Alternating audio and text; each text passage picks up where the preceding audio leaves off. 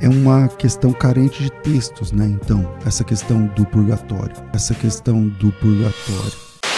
Fala, abençoados! Bem-vindos ao canal Christian Views. Esse debate pegou fogo. Quem consegue expor melhor seus argumentos à luz da palavra de Deus? Assista até o final e considere se inscrever no nosso canal. Deixe o seu like e compartilhe esse vídeo. Isso nos ajuda a alcançar mais vidas. E deixe sua opinião nos comentários.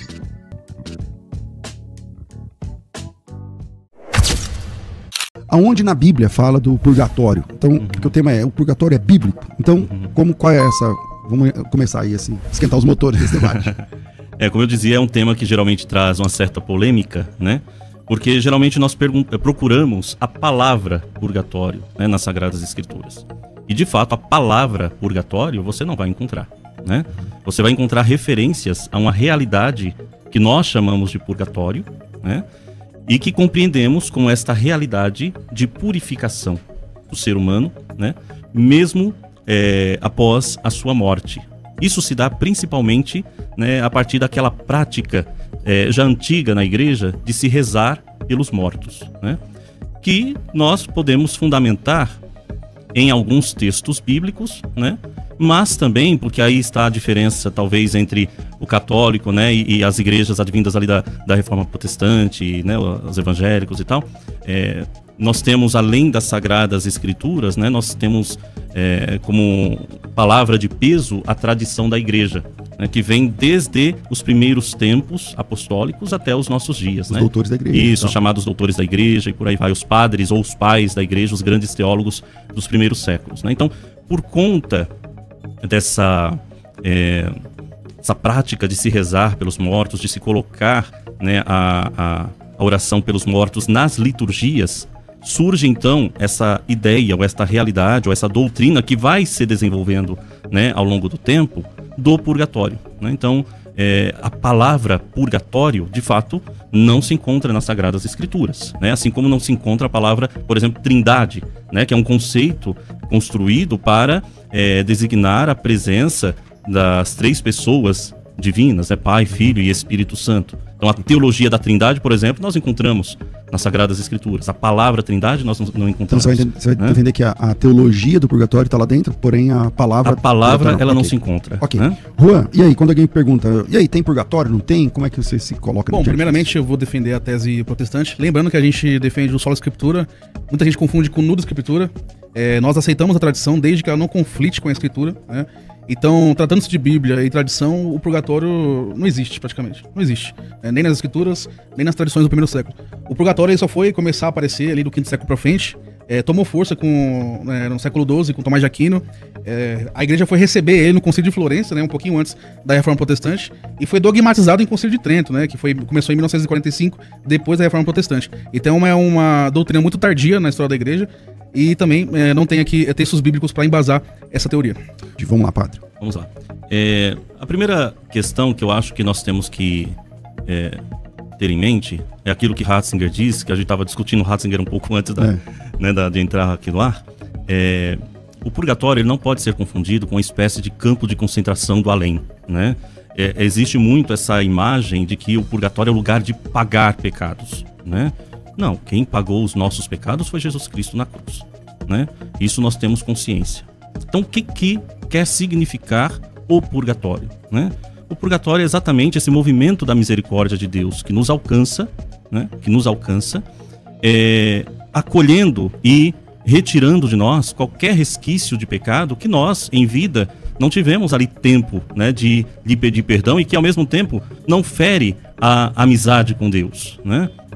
Então, essa imagem que nós temos muitas vezes, né, de tratar o purgatório, né, como uma espécie de campo de concentração do além, para usar essa imagem do Ratzinger no seu livro sobre a escatologia, né, ela não é uma imagem fidedigna daquilo que a igreja prega por purgatório. Embora muitos católicos tenham essa imagem mesmo. Então, mas de que isso, ali você está ali para pagar o que faltou. Né? Isso é muito influência que nós vamos ter de literaturas, sim, advindas muitas vezes, né, do mundo católico, mas de literaturas que de alguma forma influenciaram o imaginário popular, né? Você pega, por exemplo, a Divina Comédia de Dante Alighieri, né? Você vai ali no segundo livro, que vai falar exatamente sobre o purgatório, E ele traz ali alguns estágios, né? Os anéis. Que a pessoa passa para poder se purificar, né?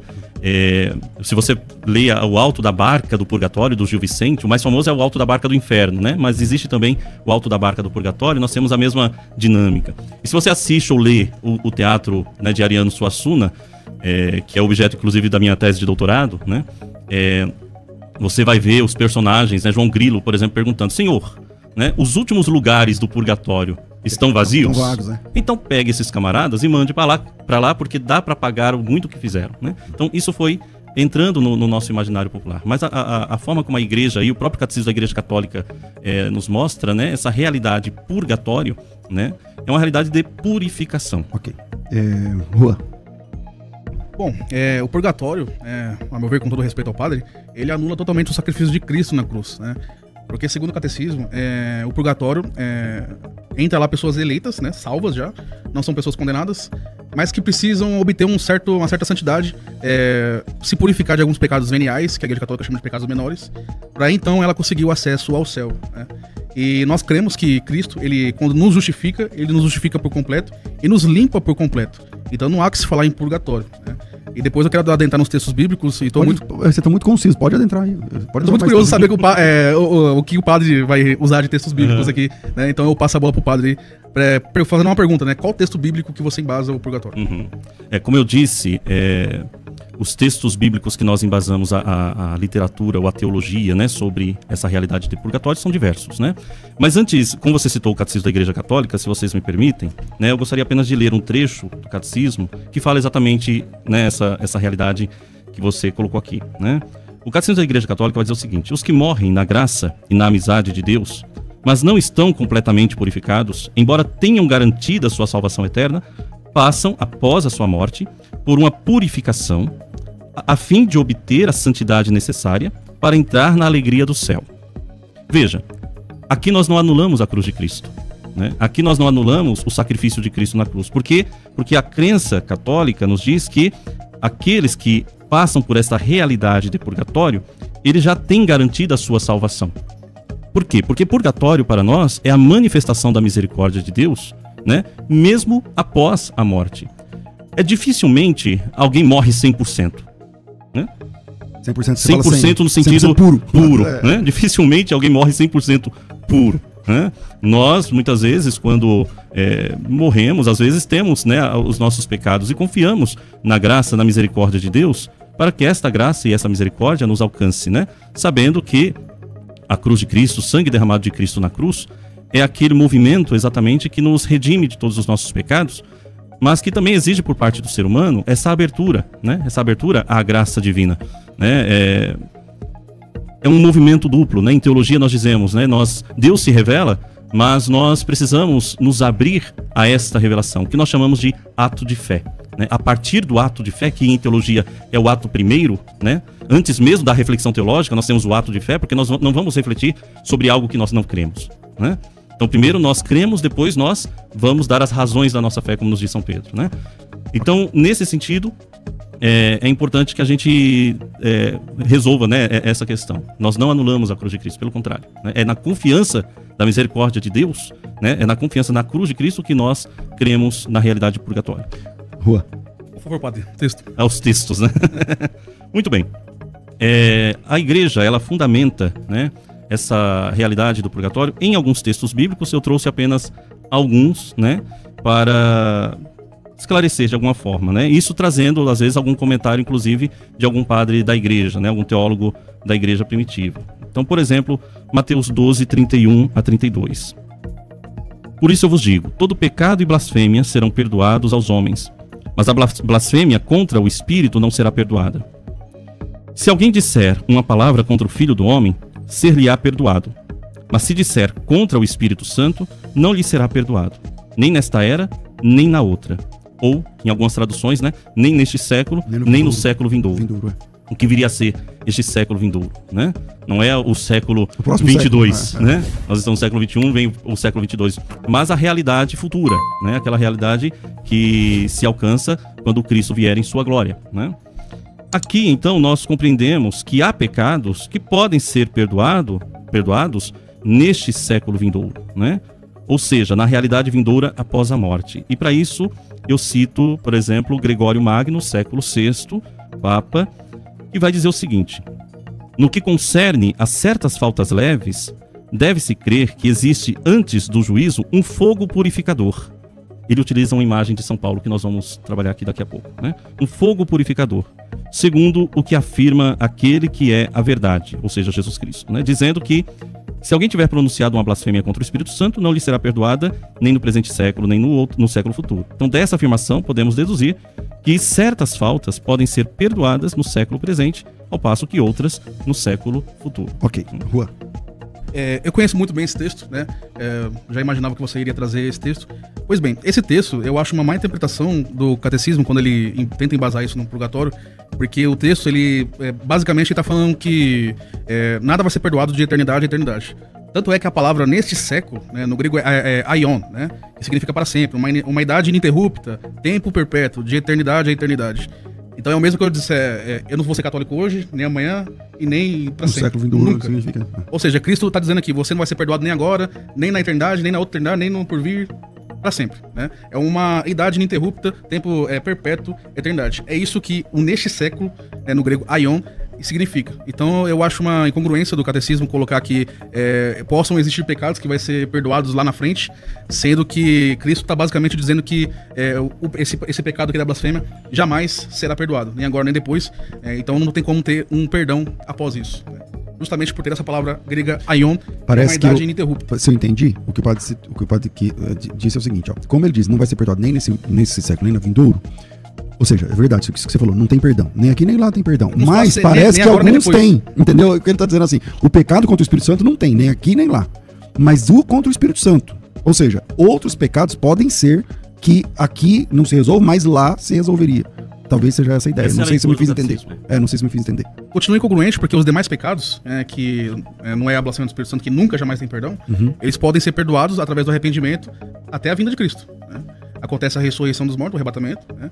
Então até lá tem arrependimento, nesse sentido. Agora arrependimento no século futuro, que Cristo fala aqui, na eternidade, não tem como ter arrependimento lá, perdão de pecados, porque já vai estar na eternidade, né? Os eleitos já vão estar gozando da eternidade. Então não tem como ter purgatório, por exemplo, né? O purgatório, ele é presente, ele não é futuro, né? Não tem como existir um purgatório, por exemplo, na eternidade. Tem que ser presente. Ok. Padre. Esse até a vinda de Cristo, ele precisa ser bem compreendido também, né? Porque o até a vinda de Cristo, ele se dá em duas realidades, em uma realidade temporal e uma realidade atemporal, né? Então, nessa realidade temporal, nós temos os tempos, né, os momentos em que nós podemos nos arrepender, né? Mas na realidade atemporal, é a própria misericórdia de Deus que nos alcança, né? É a própria misericórdia de Deus que nos alcança. Então, se nós morremos com algum pecado que não fere a nossa amizade com Deus, então nós entendemos, nós católicos, né, entendemos que Deus pode sim perdoar todos os pecados, inclusive aqueles que nós, né, não tivemos tempos de nos arrepender na história, no século presente, tá? Isso de alguma forma me faz lembrar Mateus 19, 25, se não me falha a memória, quando Jesus vai dizer umas palavras duras, né, falando sobre a questão do rico entrar no reino dos céus e tal, e aí o pessoal pergunta, mas quem vai ser salvo? Então quem vai ser salvo, né?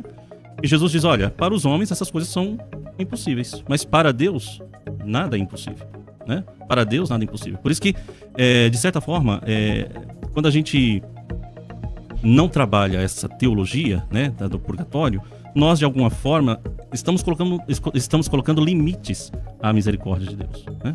E é isso que nós, de alguma forma, católicos, nós não... Mas é isso que o purgatório mesmo faz? Colocar limite? O purgatório, não.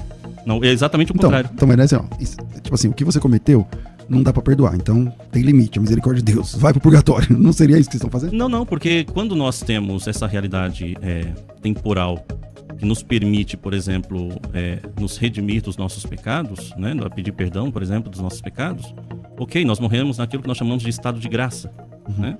Mas nem sempre nós conseguimos. Nem sempre nós conseguimos. Ninguém sabe, nem o dia nem a hora em que seremos chamados por Deus. Okay. Né? Estamos aqui agora, Deus o livre, né? Mas me dá um negócio acontece aqui. Uma coisa, né? Qual foi a sua última confissão? Exatamente. Seria isso. Exatamente. Bom, Juan, tá contigo. Bom, a Bíblia mostra, né, que o tempo aceitável de Deus é o tempo que se chama hoje. Por exemplo, Hebreus capítulo 3, versículo 13. O autor aqui fala, antes, exortai uns aos outros todos os dias, durante o tempo que se chama hoje, para que nenhum de vocês se endureça pelo coração, pelo engano do pecado.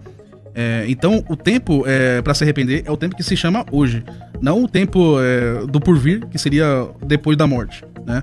A gente não encontra nenhuma base bíblica para um suposto arrependimento depois da morte.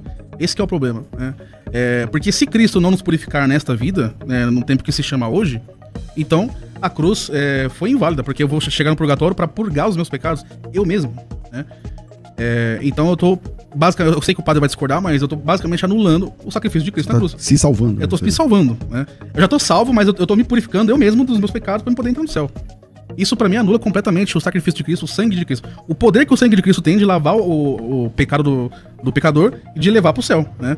Então, uma vez, quando você é justificado aqui na Terra, você tá justificado. Quando você não tá justificado, você vai direto para o inferno, né? Essa é a visão bíblica. Eu vou citar alguns outros textos bíblicos, talvez também nos ajude aí a alimentar então esse debate, né? Nós temos ali, por exemplo, Mateus 25, 23 a 26, né? Onde se diz, né? Se estiveres para trazer a tua oferta ao altar, e ali te lembrares de que o teu irmão tem alguma coisa contra ti, deixa a tua oferta ali diante do altar e vai primeiro reconciliar-te com teu irmão. Depois virás apresentar a tua oferta. Assume logo uma atitude conciliadora com teu adversário, enquanto estás com ele no caminho, para não acontecer que o adversário te entregue ao juiz e o juiz ao guarda, e assim, para não acontecer que o adversário te entregue, aliás, eu repeti aqui, ao juiz ao guarda, e assim sejas lançado na prisão. Em verdade te digo, dali não sairás enquanto não pagares o último centavo. Então, Jesus ele utiliza-se de uma linguagem metafórica, né, com um contexto litúrgico, para trabalhar a questão da reconciliação que deve haver entre as pessoas, né? E a consequência de uma não reconciliação é sofrer as penas causadas por essa recusa, aqui colocada como uma prisão.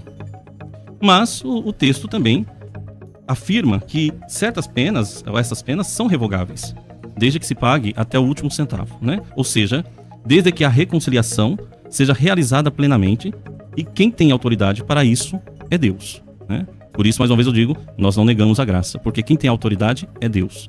A figura do juiz nos remete a um juízo, um julgamento. O juiz só dará uma sentença favorável à liberdade plena quando já não houver mais dívidas, né? Então, dentro dessa perspectiva, né, nós acreditamos que há pecados, né, que podem ser revogados graças à misericórdia de Deus, que é o juiz e que nos dá a sentença mediante o nosso arrependimento, né, mediante a nossa busca pela graça, né? Ok, Rua. Bom, o padre citou aqui Mateus capítulo 5, né, do versículo 23 ao 26, certo? Não, capítulo 5? Capítulo acho que 5, é o capítulo 5. É o capítulo 5, você acha que você falou errado, né? Falei 25? Falou 25. Não, é 5. É 5, capítulo 5, versículo 23 ao 26. Bom, esse texto inteiro não tá falando nada de mundo espiritual. Até porque o texto começa com uma oferta no altar, que normalmente era dada nos templos, né? Então Jesus fala, antes de você trazer uma oferta no altar, que era uma coisa que acontecia no físico, né? Vá reconciliar com o seu irmão. E se você não for depressa... Só dá pra fazer isso vivo. Só dá pra fazer isso vivo. Se você não for depressa e o seu irmão te levar a julgamento, você pode ficar preso e você só vai sair de lá até quando você pagar o último centavo. Era muito normal, naquele tempo, você ser preso por causa de dívida. Isso também no Antigo Testamento a gente vê muito pessoas se escravizando... Se vendendo como escravos, né? Como pra pagar dívida. Não vou cometer aqui um anacronismo e falar que é a mesma escravidão de hoje, né? Por exemplo, temos Jacó. Jacó, ele não tinha dinheiro pra pagar o dote, pra casar com a filha de Labão. O que ele fez pra pagar o dote? Trabalhou. Ele se tornou, que a Bíblia fala escravo, um trabalhador de Labão, né? Por 7 anos. Aí casou com outra filha, mais 7 anos. Era muito normal acontecer isso, de a pessoa se oferecer pra pagar essa dívida com o trabalho, né? É o que a gente vê aqui no texto. É uma coisa que tá acontecendo no físico, porque a oferta se dá no físico, né? Se dá no templo. Então não tem como enfiar uma coisa aqui espiritual e ligar com o purgatório, né? É incabível. Bom, como eu comecei com o padre, e na minha percepção, o Juan fala bem menos, mas tá tudo bem, cada um fala o seu tempo. Se eu passar pro padre novamente, por efeito de justiça, eu teria que terminar com o Juan, porque eu comecei com o padre. Então eu vou fazer um intervalo agora, e na volta, eu volto começando com o padre e terminando com o Juan, como fez nesse primeiro bloco. Tudo bem assim? Então, vira aí, a gente vai pro intervalo, se liga na novidade que vem agora, e a gente volta. Vai. Fala, abençoados! Gostou do que viu até agora? Então segura firme, porque a melhor parte do vídeo ainda está por vir. Aqui, no nosso canal, você encontra debates bíblicos profundos e pregações transformadoras. Inscreva-se agora e ative o sininho para não perder nenhum conteúdo. Deixe o seu like, isso nos ajuda a alcançar mais vidas. E compartilhe sua opinião nos comentários. Queremos ouvir você e crescer juntos na fé. O melhor está por vir. Então, volta o tema aqui. O purgatório é uma doutrina bíblica. Volto aqui com o padre David da Silva. Bem-vindo mais uma vez, padre, está contigo. Muito bem. Dando continuidade, então, né, nós temos outros textos bíblicos em que nós fundamentamos, né, essa doutrina do purgatório. Um texto bíblico que não está na Bíblia, né, pós-reforma protestante, mas está na Bíblia católica desde os primeiros tempos, né, 2 Macabeus 12, 38, 46, que com certeza, né, talvez o Juan já conheça também, né, esse texto, onde nós temos aquela realidade de uma batalha, né, em que alguns judeus são mortos. A revolta dos Macabeus. Isso, dentro da chamada revolta dos Macabeus. Então, alguns judeus são mortos, eles são encontrados, por exemplo, com algumas imagens, né, alguns símbolos de outros deuses ali de Jâmnia, né, mas são judeus, né, que morreram, que tombaram na batalha. E o que vai fazer, então, Judas Macabeu? Né? Ele vai organizar uma coleta, né, diz o texto, organizou uma coleta, enviou a Jerusalém cerca de 2.000 dracmas de prata, a fim de que se oferecesse um sacrifício pelo pecado. Agiu assim absolutamente bem e nobremente, com o pensamento na ressurreição. Olha que interessante, né? Com o pensamento na ressurreição. De fato, se ele não esperasse que os que haviam sucumbido iriam ressuscitar, seria supérfluo ao todo, né, rezar pelos mortos. Mas se considerava que uma belíssima recompensa está reservada para os que adormecem na piedade. Então era santo e piedoso o seu modo de pensar. Eis porque ele mandou oferecer este sacrifício expiatório pelos que haviam morrido, né, a fim de que fossem absolvidos de seus pecados. Aqui é o que o texto diz, né, a fim de que fossem absolvidos de seus pecados, né. Bom, como eu dizia, este livro, né, do Antigo Testamento não está presente na Bíblia protestante, né, faz parte ali daqueles chamados 7 livros que foram escritos em grego e são assumidos pela igreja desde o primeiro momento, mas que com a reforma são retirados, né. Mas essa literatura, é interessante, né? Essa literatura, ela era utilizada pelos judeus da diáspora, né? Então nós tínhamos os judeus de Israel, né, que utilizavam o cânon hebraico, e ali em Jâmnia depois, né, por volta do ano 70, se faz uma espécie de concílio para que eles possam fechar o cânon hebraico, né, e dizer, olha, o que foi escrito em hebraico, este texto é inspirado, mas fora estes, né, nós temos judeus que trabalham com os textos em grego, né, a famosa tradução dos 70, que alguns livros estão na Bíblia Católica, outros não, outros são considerados literatura apócrifa, né? Assim como depois, na própria literatura protestante, aliás, na própria teologia protestante, estes 7 livros foram considerados uma espécie de literatura apócrifa também. Bom, né? Mas aí a gente vai entrar em outro assunto, que é a questão da canonicidade ou não. É melhor não entrar nesse ponto agora. Vamos voltar aqui. Juan, ele usou lá o texto de Macabeus. Eu conheço muito bem esse texto, só para salientar o que ele falou, esse texto a gente chama de deuterocanônico, né, que para nós é apócrifos. Esse texto aí não foi retirado na Reforma Protestante, ele só seguiu o padrão que Jerônimo fez, né. Jerônimo foi aquele que traduziu, que criou a Vulgata Latina, que ele pegou o texto hebraico, traduziu para o latim, e o grego do Novo Testamento e os deuterocanônicos para o latim. O próprio São Jerônimo, ele rejeitava esses deuterocanônicos, ele falava que era bom para leitura, mas não era para fazer doutrina na igreja. Quando Martinho Lutero traduziu a Bíblia para o alemão, ele manteve esses deuterocanônicos, mas com bons para leitura, né? Separou uma parte... Porque assim, o padre em dado momento, ele disse assim, que a partir da reforma esses livros não seguiu o padrão de Jerônimo que ele queria. Porém, o Lutero, que é o pai da reforma, e traduziu a Bíblia para o alemão, ele também traduz esses livros. Então não é exatamente que ele não apêndice, né? Ele não mas ele faz isso olhando para o próprio São Jerônimo que ele fazia isso, né? Uhum. Jerônimo, ele não reconhecia esses textos como inspirados, mas bons para leitura, né? Pois bem, o padre, ele usou, segundo Macabeus 12, né? Só que tem muito... Eu acho um problema gigantesco usar esse texto para poder embasar um purgatório. Porque, segundo o Catecismo Católico, quem morre em pecado mortal vai direto para o inferno, né? E a idolatria é um pecado mortal. E aqui no versículo 40 de 2 Macabeus 12, fala que esses que foram mortos eram pessoas idólatras. E eles morreram por causa da idolatria. Você entende? Então, é meio contraditório o catecismo embasar um purgatório em cima disso, sendo que eles morreram em pecado mortal, e segundo o próprio catecismo, o pecado mortal, a pessoa que morre em pecado mortal, ela vai direto para o inferno. Quem vai para o purgatório é os que cometem pecados veniais, né? Então não há o que se falar aqui também em purgatório. Eu acho uma contradição enorme aqui do próprio catecismo católico. Padre. Eu acho que aqui a grande questão está na intenção daqueles que ficam, né?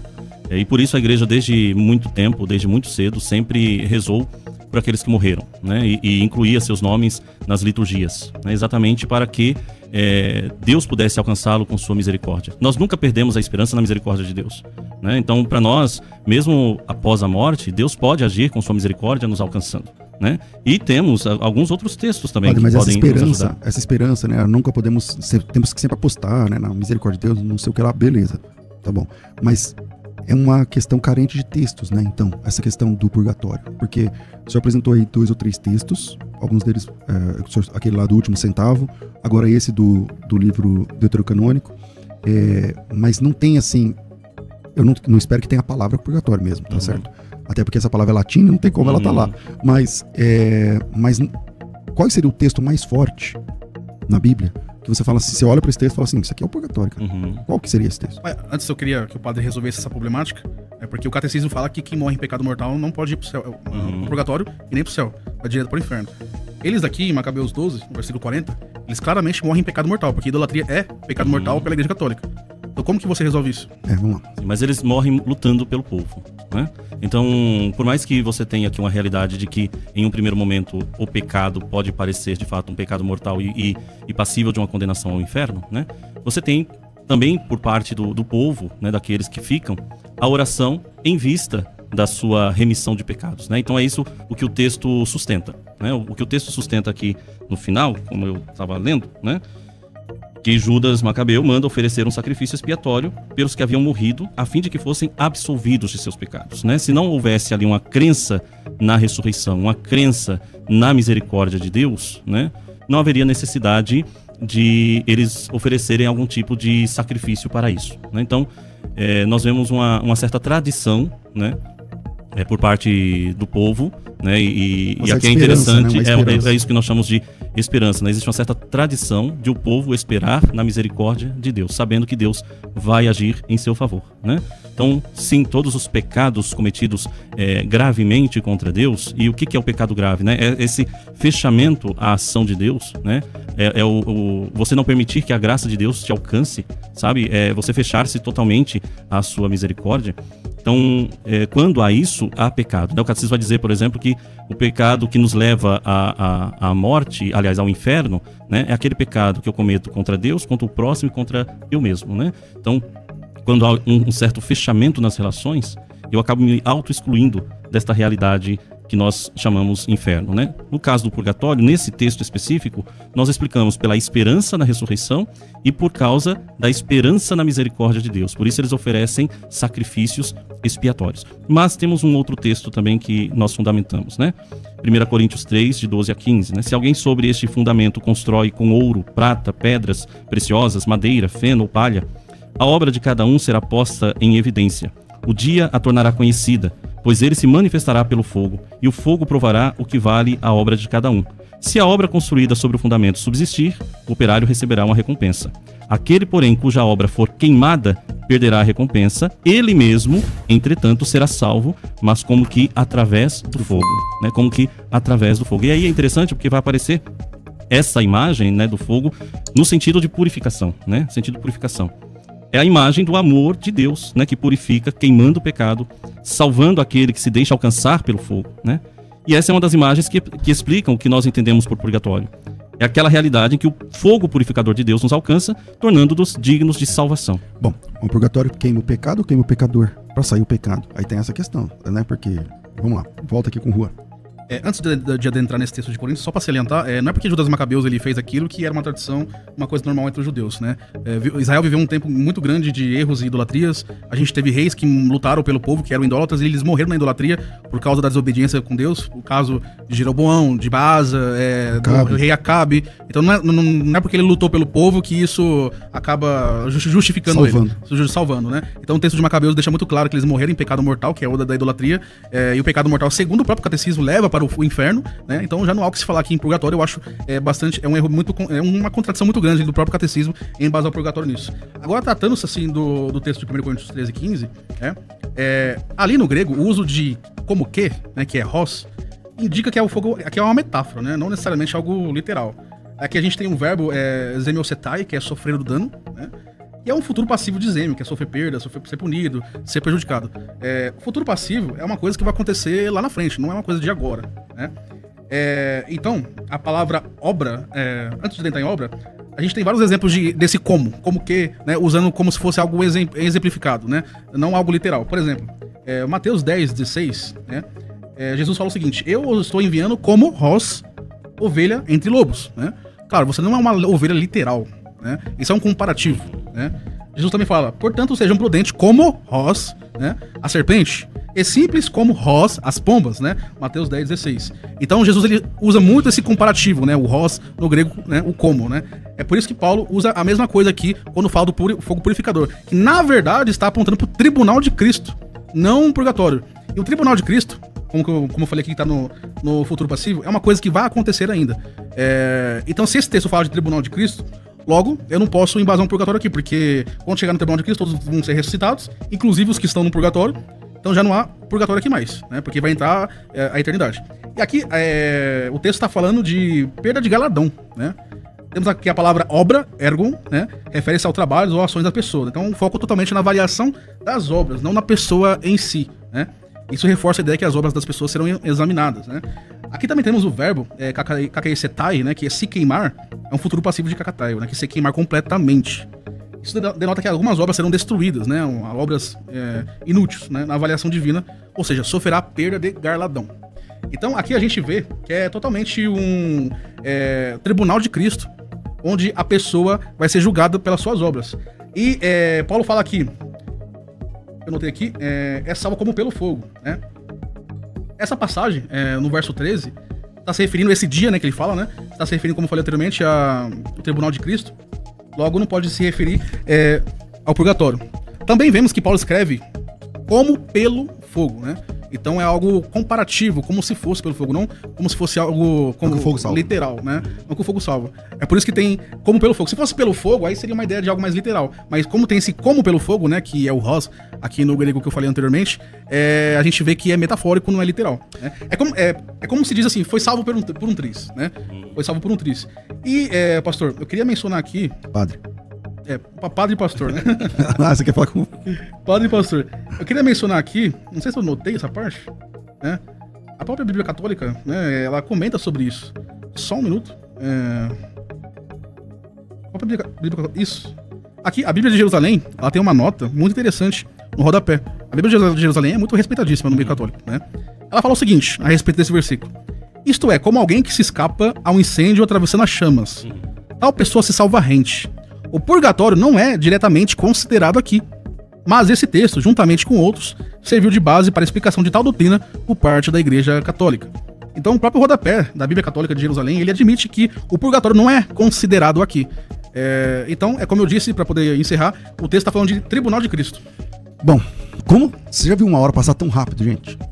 Acabou o tempo. Então eu vou colocar a vinheta de considerações finais e cada um tem aí 1 minuto e meio, 2. Deixa a pergunta, vai. Como você falou mesmo, vai, deixa a pergunta. Qual a pergunta que deixar? Olha, você poderia me citar pelo menos uns 2 pecados veniais, 3? O pecado venial é aquele pecado em que muitas vezes nós não temos consciência daquilo que nós estamos fazendo, mas cometemos, né? Ou mesmo conscientemente cometemos e não tem a gravidade do que nós chamamos de pecado grave, né? Por exemplo, uma pequena mentira seria pecado venial? Mentira é sempre pecado, né? Agora, a questão do pecado venial, vamos supor, né? Eu acabei, em algum momento de nervosismo, de ira, pensando alguma besteira, né? Mas foi aquele momento. Não foi um momento em que eu realizei aquilo que eu estava pensando, né?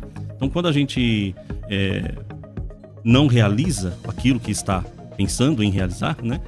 Esse pecado ele acaba se tornando mais como que aquele movimento, aquele que pode evoluir para um pecado capital, mas ainda é um pecado venial. Um pecado mais grave, né? Um pecado tipo ira, desavença, uma ira assim por dentro.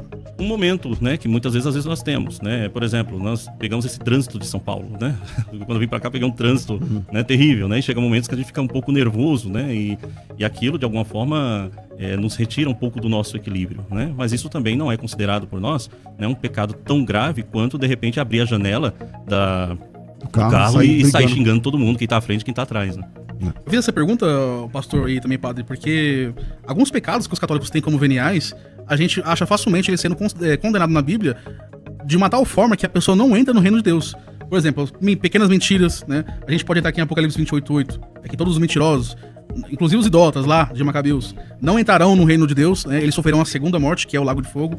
Temos aqui impaciência, irritação, perder a paciência e etc. A gente tem aqui Gálatas 5, 19 ao 21, desavença, ciúmes, ira, egoísmo, dissensões, facções, inveja, embriaguez. Muitos desses pecados aqui considerados veniais por muitos católicos, e que aqui fala que Paulo deixa claramente: eu os advirto, não entrarão no reino de Deus. Então qualquer pecado, seja ele venial ou mortal, ele tem que ter arrependimento, que é o abandono dele. Mesmo que ele seja venial no conceito católico, se não tiver arrependimento, vai pro lago de fogo, não tem purgatório. Eu entrei na conversa do Juan dizendo, não, só quero fazer uma perguntinha, virou outro tema, mas não temos mais tempo. Padre, muito obrigado pela sua presença aqui. Gostei muito da participação desse debate, muito educado e muito legal. Bem-vindo sempre aqui para outros momentos. Muito obrigado.